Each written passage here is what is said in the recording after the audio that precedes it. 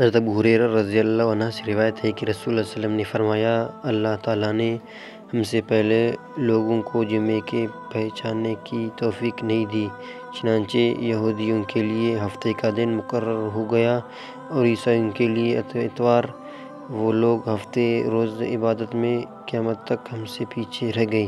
ہم دنیا والوں میں آخری امت ہیں اور قیامت کے دن ہم اول ہوں گے، یعنی سب لوگوں سے پہلے حساب کتاب ہو جائے گا۔ نبی کریم صلی اللہ علیہ وسلم نے فرمایا کہ اگر عورت اپنے شوہر کی کمائی میں سے اس کے حکم کے بغیر دستور کے مطابق اللہ کے راستے میں خرچ کر دے تو اسے بھی آدھا ثواب ملتا ہے۔ گھر میں نبی کریم صلی اللہ علیہ وسلم کیا کرتے تھے؟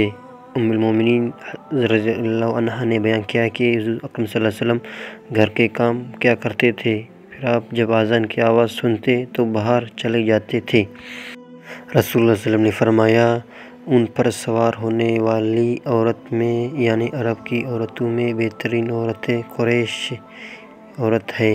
دوسرے راوی ابن طاؤس نے بیان کیا ہے کہ قریش کی سالہ نیک عورتیں صرف لفظ قریشی عورتوں کے بجائے بچے پر بچپن میں سب سے زیادہ مہربان اور اپنے شوہر کو مال کی سب سے زیادہ حفاظت کرنے والیاں ہوتی ہیں۔